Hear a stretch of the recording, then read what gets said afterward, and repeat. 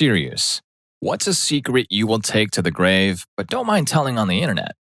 Story 1. I had a sweet, wonderful student who had been in foster care, but his mom worked her ass off to get him back, and she did. He had to take a very important state exam, and she called me and asked if he passed it. I looked at the grades and saw he did and said so. She burst into tears of joy, and that is when I saw I had read the wrong score. He had failed. So I changed his grade to passing. No one knew. That was the only time I ever did that. That could have cost me my license. The weird thing is, when my awful, corrupt principal pressured me to change other students' scores so we could raise our pass rate, I refused. I never told anyone what I did for my student. He went into the military, was extremely successful there, and has a great wife and kids, so I think I did the right thing. Screw those tests. They aren't human. Story 2. When I was an awkward tween, my brothers and I spent a lot of time at my grandparents' house. We had been raised by my grandparents since we were little kids, and even after my dad remarried, he and my stepmom both worked the graveyard shifts, so we would spend the night at my grandparents' house while my parents were at work. One day, my grandmother informed me that it was my grandfather's birthday and suggested that I wish him a happy birthday. He was downstairs in the living room, sitting on the sofa, and I went up to him and gave him a big hug around the neck and said, "Happy birthday, Grandpa." It was kind of difficult to hug a person sitting down, so I ended up kneeling on the sofa between his legs rather than trying to hug him from a standing position. He was quite happy and gave me a hug back. When I pulled back from the hug, he held me in his arms and gave me a big smile, and then he put his tongue in my mouth. Sometimes when I was a little kid, we would kiss other family members on the mouth, but those were chaste pecks on the lips. I could tell immediately that this was different. His tongue was on my teeth. It lasted only for a moment, and I was grossed out and confused when I pulled away. At that moment, my grandmother walked into the living room. I turned my head to look at her. My hands were still on my grandpa's shoulders. She seemed really happy that I had wished my grandfather a happy birthday like a good little kid. I gave him a final quick hug and scrambled out of the room. For the rest of my tween and teen years, I was always careful not to be alone in the same room with my grandfather. He passed away during my 20s, a good decade ahead of his time due to lifestyle-induced health issues, and my family chose me to speak at his funeral. I had really complicated feelings about it because I did love him. My grandma and grandpa raised me after all. Also, my grandfather was the rock of the family after he passed away. The three branches, my dad and our family, plus his siblings and their families, gradually grew apart, and nothing was ever the same between us again. We don't even spend Christmas together anymore. I've never told anyone in my family about it because I couldn't break my grandmother's heart. She survived her husband for 10 years and still talks to and about him every day and visits his grave multiple times a week. So, thanks for listening to my story. Nice to get that off my chest. Story 3. Seems like a good time as any to tell this story. When I was a teenager, my parents were divorced yet lived within walking distance of each other. I would often walk back and forth between their homes for whatever reason. I got to know a family that lived in the house on the corner of the block my mother lived on. One day, as I was passing this house, I noticed a wallet on the ground. I picked it up and opened the wallet. I noticed the address on the ID was the house on the corner, and it was the mom of the family, a very nice lady. Me, being a teenager, I took all of the money out of the wallet, about $50. I then went back home and returned the wallet, explaining I found it down the street. The mother was very relieved and grateful.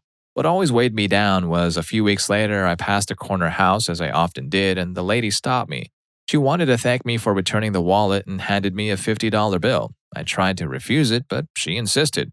And I was rewarded for stealing. While it's not a big secret, it is something I always think about for some reason. I've never really had the heart to tell anyone this story. Story 4. Once, when I was 13, I went a week and a half without pooping.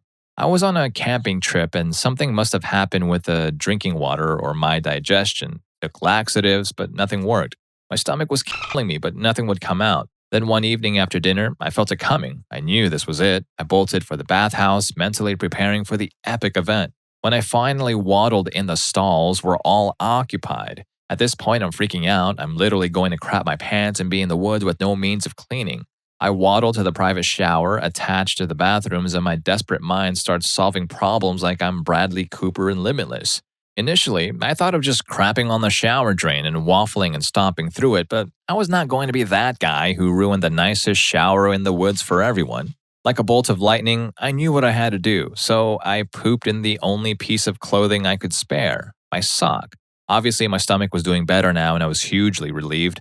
I brought the poop sock to the dumpster nearby, and one of my friends saw me on the way. Before I could dispose of the poop sock, he strikes up a conversation. and starts asking questions about what I'm doing. Internally, I'm panicking. The best excuse I could come up with was that I found a sock in the drawer stuffed with mud, so I thought it best to throw it away. My friend affirms how good of a guy I am for doing that. I throw the poop sock into the dumpster and my problems are finally over.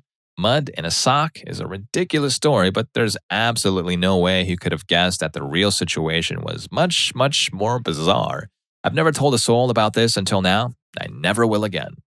Story 5. You know those stories about girls in the 70s who went to live with an aunt for a year during high school? I did that in 2008. I was a very naive teenager with irregular periods, and my friend thought it would be absolutely hilarious to buy those cheap pregnancy tests at Walmart and see what happened.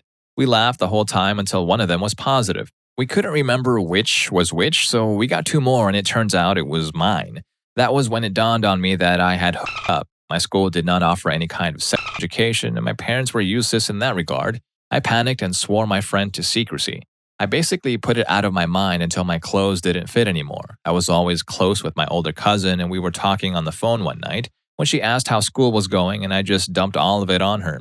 She came up with the perfect plan. It was already April, and when I'd finally gotten the courage to go to Planned Parenthood, they told me I was due in August. So my cousin called my mom saying there was this amazing summer music program in her town that I just had to attend and that I could stay with her the whole time. My mom thought it was great, and the day after school ended, I got on a plane to San Francisco. I stayed with my cousin, she went to all of my appointments with me, and she helped me find a social worker and eventually my daughter's parents. When I arrived back home before my junior year of high school started, my mom asked me how my summer was without really caring and then remarked that I must have lost a few pounds. My cousin died in 2012 in a car accident, and no one else knew apart from that one friend, the doctors I saw in Oakland, and the people involved in the adoption. I get a photo and a letter about the child once a year, and I send money for her college and a card for her birthday every year. When she turns 16, her parents are allowed to give her the cards if she wants them, but they're not permitted to pass any contact information along. I have no interest in meeting her or getting to know her personally. I know she's safe and comfortable, and that's all I want. I'll die before I tell anyone about her, and if my friend were to spill the beans, I would deny it. Story 6. Boobs stopped me from killing myself.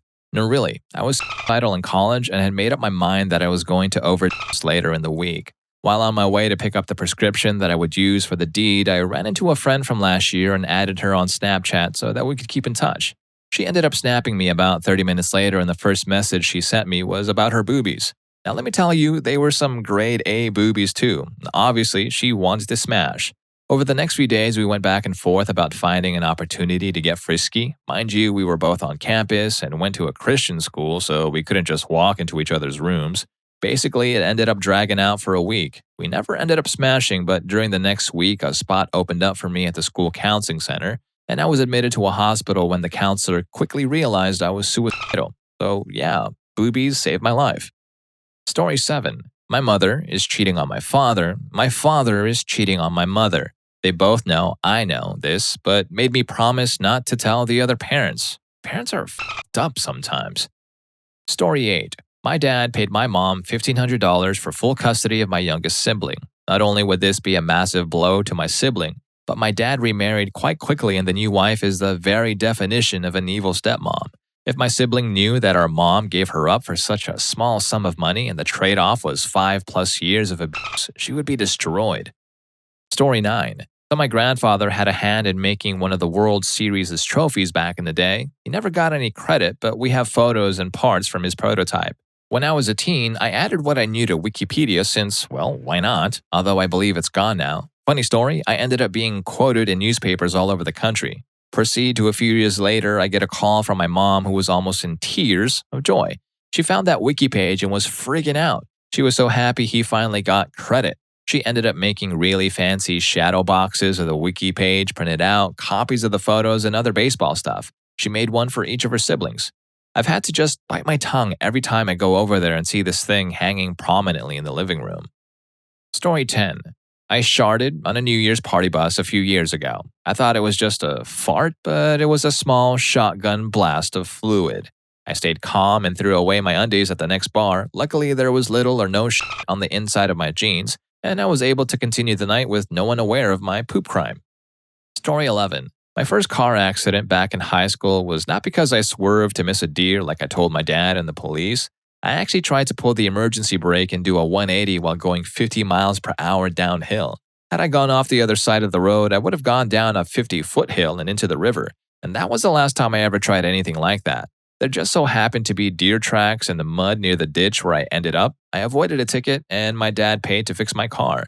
I've never told him the truth in the 15-plus years since. Story 12. I was raised with an implement in the youth room of my childhood church by my two best friends at the time. We were basically alone in the building. One did it and the other held me down. They thought it was a joke and it was funny, even once I started screaming. One of them had a moment of clarity and I suppose realized that what they were doing was wrong and made the other person stop. And they sat there with me for a few minutes until I'd calmed down. Once I regained myself enough to stand, I racked one of them between the legs with a pool cue. Their parents were waiting in the parking lot and they were going to call the cops on me until my friend confessed what they'd done to their parents. I was pressured into silence by the pastor at the parents' behest. I've told people, so I guess it's not technically a secret, but nobody's believed me because I'm a big guy and always have been. The last person I tried to talk to about it actually smacked me in the face, so I guess I'll be done with this one.